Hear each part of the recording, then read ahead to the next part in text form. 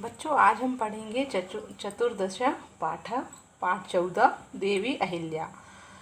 देवी अहिल्या जो ये कहानी है, ये जो आत्मकथा या जीवन परिचय है, वह देवी अहिल्या के बारे में है। देवी अहिल्या मालवा प्रदेश की रानी थी और इन्होंने बहुत सालों तक मालवा प्रदेश यानी अपने मध्य प्रदेश पर राज्य किया है और इंदौर के पास महेश्वर में इनकी राजधानी थी। वहाँ के आसपास इन्होंने बहुत सारे ऐसे कार्य कराए जिनका आज भी ऐतिहासिक महत्व है और उन्हें हम याद करते हैं। जैसे कि उन्हीं के नाम पर इंदौर में देवी अहिल्या कॉलेज, राजवाड़ा आदि जो बनाया गया है, उसको हम आज भी वहाँ पर देखने के लिए पर्यटक जाते हैं और वहाँ उनकी भूरी भूरी उनके कार्यों की प्रशंसा करते हैं। तो ऐसी देवी अहिल्या के बारे में हम आज पढ़ेंगे।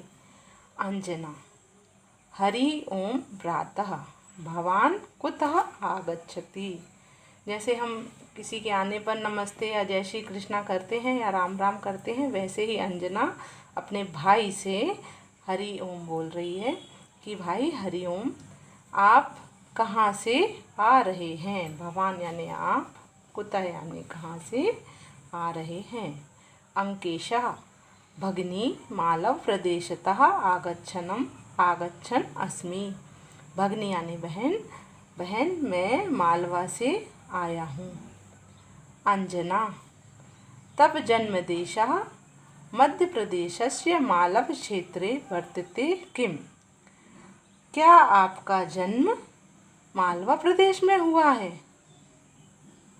तत्र को विशेषः है, तो मालवा प्रदेश की क्या विशेषता है।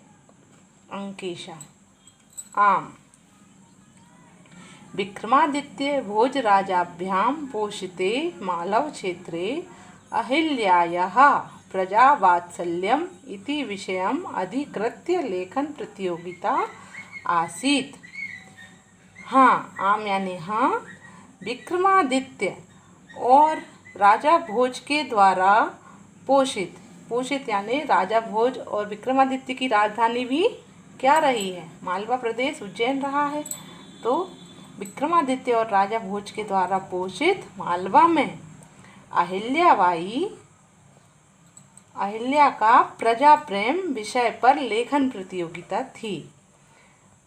ऐसा ये विषय उनको दिया गया होगा किसी लेखन प्रतियोगिता में कि विक्रमादित्य और राजा भोज द्वारा पोषित मालवा प्रदेश की अहिल्याबाई के प्रजा वत्सल प्रेम पर निबंध लिखिए।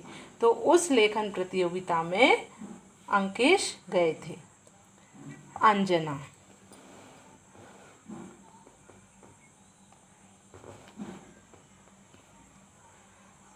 तरहि कथय मैं अहिल्या व्रतम श्रोतुम इच्छामि। तो अहिल्याबाई के बारे में बताओ, मेरी बहुत सुनने की इच्छा है। क्योंकि अब वह लेखन प्रतियोगिता में गया था तो उसे अहिल्याबाई के बारे में बहुत सारी जानकारी उन्होंने इकट्ठी की होगी। तो अब अंजना कह रही है कि अब उन ऐसी अहिल्याबाई के बारे में जिनका कि तुम लेखन प्रतियोगिता में भाग लेने गए थे, जिनके विषय पर, तो उन अहिल्याबाई के विषय में मुझे भी सुनने की इच्छा है। अंकेशा। सुशीलाबाई माणकोजी इति अन्योः सुपुत्री आसीत्। अहिल्याबाई सुशीलाबाई और माणकोजी की सुपुत्री थी। अनयो यानी दंपत्ति की सुपुत्री थी। अहिल्याबाई महाराष्ट्रस्य चौण्डीग्रामे पञ्चविंशत्युत्तर-सप्तदश ख्रीष्टाब्दे मई मासस्य 31 दिनांके जन्म अलभत। जो अहिल्याबाई थी उनका जन्म महाराष्ट्र के चंडीग्राम में 31 मई 1725 को हुआ था। अंजना। नर्मदा, क्षिप्रा, शिवना, चंबल नदीभिः सम्पन्नस्य मालव क्षेत्रस्य वधू खंडेवरावस्य पत्नी खलु अहिल्याबाई। तो अंजना कहती है कि नर्मदा, क्षिप्रा, शिवना और चंबल, कितने नाम हैं यहाँ पर? 4 नदियों के नाम हैं, नर्मदा, क्षिप्रा, शिवना और चंबल। ये नदियाँ कहाँ बहती हैं? मालवा प्रदेश में बहती हैं। तो नर्मदा, क्षिप्रा, शिवना, चंबल आदि नदियों से संपन्न मालवा की बधू खंडेव राव की पत्नी अहिल्याबाई अंकेश आम। अब उसको समझ में आया कि ये इन अहिल्याबाई की बात कर रहे हैं। तो वह पूछती है कि जो 4 नदियों से, कौन कौन सी नदी? नर्मदा, क्षिप्रा, शिवना और चंबल नदियों से संपन्न जो मालवा क्षेत्र है, उस क्षेत्र के जो खंडेव राव राजा थे, उनकी पत्नी अहिल्याबाई के बारे में तुम बता रहे हो मुझको। तो फिर वो अंकेश कहता है आम, यानी हाँ। सूबेदार मल्हार रावस्य पुत्रवधू मालव प्रजानां सर्वस्वम आसीत। हाँ, सूबेदार मल्हार राव की पुत्रवधू मालवा प्रजा की सब कुछ थी। इनके ससुर का नाम क्या था? अहिल्याबाई के ससुर का नाम था मल्हार राव। पुत्रवधू यानी ये उनकी बहू थी। अहिल्यायाः व्यक्तित्वं बहुमुखी प्रतिभा संपन्न वर्तते स्म। अहिल्याबाई का जो व्यक्तित्व था वह बहुत बहुमुखी था, प्रतिभा संपन्न था।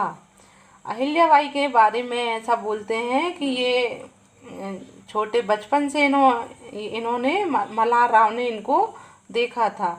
तो जब ये उनके किसी सैनिक की पुत्री रही होंगी, तो उन्होंने इनके जो बहुमुखी व्यक्तित्व था और इतनी प्रतिभा इनमें भरी हुई थी, इन्हें देखकर इन्होंने अपने पुत्र के लिए उस मतलब सैनिक से, जो कि उनका बहुत छोटा सा एक अदना सा कर्मचारी था, उससे अहिल्याबाई को मांगा था कि आप हमें अपनी बेटी से हमारे बेटे का विवाह कर दीजिए। तो ऐसी अहिल्याबाई के जो कि बहुमुखी प्रतिभा से संपन्न थी। और क्या थी? एषा प्रजा वत्सला धर्मपरायणा न्यायनिष्ठा महिला आसीत्। यह क्या थी? प्रजावत्सल थी, मतलब प्रजा से प्रेम करने वाली थी, धर्मपरायण थी, धर्म में रुचि रहती थी इनकी, और न्याय में इनकी निष्ठा थी। कभी भी किसी का अन्याय होते हुए नहीं देख सकती थी, न्याय के लिए यह खड़ी हो जाती थी तुरंत। तो ऐसी महिला ये थी। इंदौर नगरे तस्याः राजवाड़ा क्षेत्रं सुंदरम पवित्रम च अस्ति। आज भी राजवाड़ा स्थल इंदौर नगर के हृदय के समान दर्शनीय है। इंदौर नगरे तस्या राजवाड़ा क्षेत्रम सुंदरम पवित्रम च अस्ति, यानी कि जो इंदौर नगर में राजवाड़ा क्षेत्र है वह सुंदर और पवित्र है। अद्यापि राजवाड़ा स्थलम इंदौर नगरस्य हृदय में प्रेक्षणीयम वर्तते। आज भी राजवाड़ा क्षेत्र इंदौर नगर का हृदय माना जाता है और बहुत दर्शनीय है, वह सब देखने के लिए आते हैं। अत्र देश विदेशेभ्यः यात्रिका दर्शनार्थम आगच्छन्ति।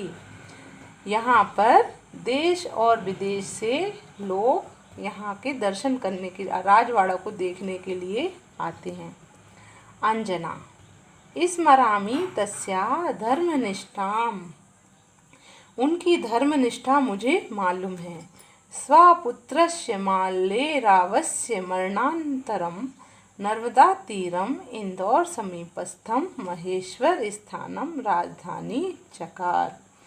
स्वपुत्र यानी इनका जो पुत्र था मालेराव, वह बचपन से ही बीमार रहता था और बहुत छोटी उम्र में ही वह मृत्यु को प्राप्त हो गया था।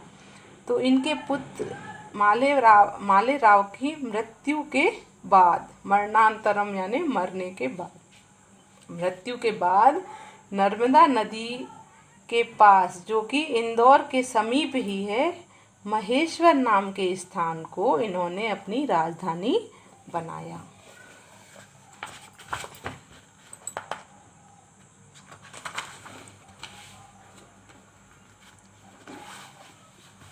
पुनः पुनः अंकेशः, पुनः पुनः स्मरन्तु यानी पुनः याद करें। प्राचीन कालतः अवंतिका नाम्नी प्रसिद्धा उज्जैनी महिष्मती नाम्ना प्रशस्तं महेश्वरज्येति स्थानद्वयं मालव क्षेत्रे अंतर्भवति। यानी कि प्राचीन काल से, अब आप याद करो इस क्षेत्र को, क्या है इसका क्षेत्र का ऐतिहासिक महत्व। प्राचीन काल से अवंतिका नाम से प्रसिद्ध उज्जैन और महिष्मती नाम से प्रसिद्ध महेश्वर, ये दोनों स्थान मालव क्षेत्र में आते हैं। अंतर्भवती यानी आते हैं, मालवा क्षेत्र के अंतर्गत। अंजना राज्ञा महिष्मता निर्मिता महिष्मती अधुना महेश्वर नगर में अस्ति। रानी महिष्मती द्वारा निर्मित महिष्मती अब महेश्वर नगर है।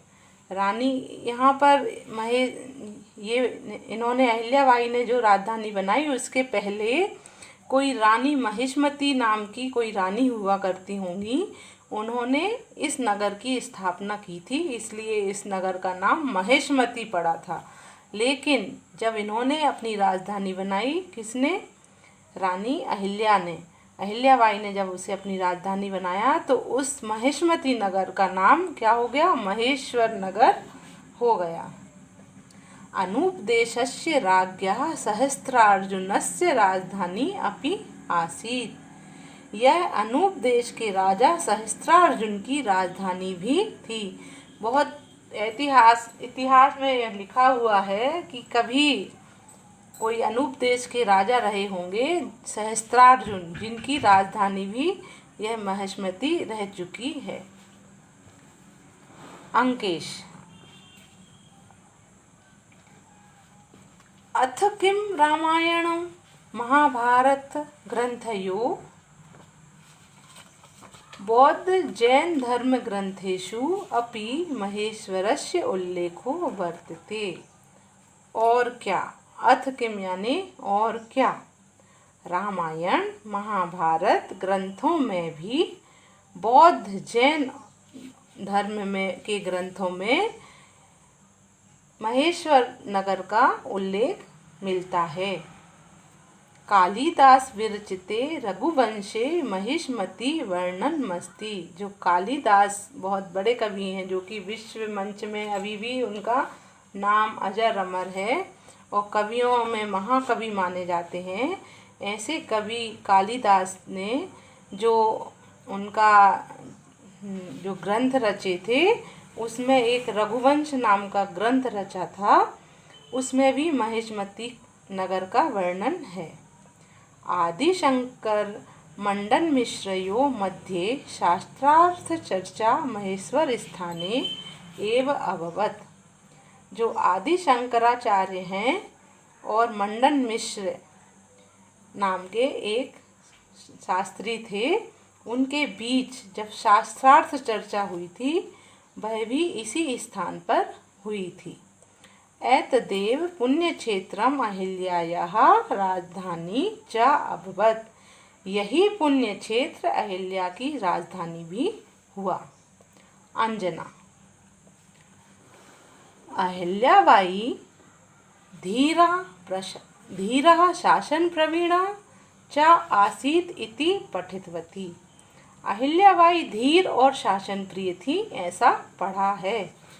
अंकेश आम आम यानी हाँ हाँ, सत्यम खलु सत्य ही है। तस्या शासन व्यवस्था अर्थनीति रक्षा नीति विद्याप्रीति च विशिष्टा इति ज्ञायते। उनकी जो शासन व्यवस्था थी, अर्थनीति रक्षा नीति और विद्याप्रीति, वह अद्वितीय जानी जाती है। अर्थनीति यानी वित्त संबंधी जो कार्य थे उनके राज्य में, वह बहुत विशिष्ट थे। रक्षा नीति अपने जो सरहद थी, उनके सीमा थी, सीमा के चारों ओर उनकी जो सैनिक नियोजन था वह बहुत अद्वितीय था। और विद्याप्रीति, इन्हें शिक्षा से बहुत लगाव था और शिक्षा के लिए इन्होंने बहुत कुछ कार्य किए, बहुत से स्कूल बनवाए, कॉलेजेज बनवाए और धर्मशालाएं वगैरह भी इन्होंने बनवाई। तो ऐसी अहिल्याबाई के बारे में लोग बोलते हैं कि वह अद्वितीय थी इन चीज़ों में। अंजना। अहो भाग्यम मालव क्षेत्रस्य। मालवा क्षेत्र का भाग्य बहुत विशिष्ट है। जयतु कीर्ति शेषा अहिल्याबाई। ऐसी अहिल्याबाई की जय हो और उनकी कीर्ति अमर रहे। अंकेशा। जयतु लोक माता अहिल्याबाई। लोक माता अहिल्याबाई की जय हो। उभो। सर्वसहा जित क्रोधा अहिल्याबाई इति कीर्तिता। धर्मार्थ काम मोक्षेषु निरता राजते सदा। सर्वसहा यानी सब कुछ सहन करने वाली। जित क्रोधा अहिल्याबाई। जित यानी होता है जीतने वाली। किसको? क्रोध को। क्रोध को जीतने वाली अहिल्याबाई की कीर्ति, जो यश है, वह धर्म अर्थ काम और मोक्ष इन चारों पुरुषार्थों में संलग्न हमेशा सदा शोभित रहे। हमेशा सदा इनकी कीर्ति ऐसे ही लोग गाते रहें और इनकी कीर्ति के गुणगान करते रहें। फिर से इसको समझा रही हूँ। सर्वसहाजित क्रोधा अहिल्याबाई यानी सब कुछ सहन करने वाली। बहुत कुछ इन्होंने सहन किया। राज्य जब करते हैं तो उसमें बहुत सारी कठिनाइयाँ भी आती हैं, तो उन्होंने सब कुछ सहन किया। और क्रोध को जीतने वाली अहिल्याबाई की कीर्ति, जो कि चार पुरुषार्थ कौन कौन से हैं? धर्म अर्थ काम और मोक्ष, चारों पुरुषार्थों में संलग्न रहती थी। हमेशा इन चीज़ों में हमेशा प्रथम रहती थी, आगे रहती थी। ऐसी अहिल्याबाई की कीर्ति हमेशा सदा ही विराजित रहे और उनकी गुणगान हमेशा ऐसे ही लोग करते रहें।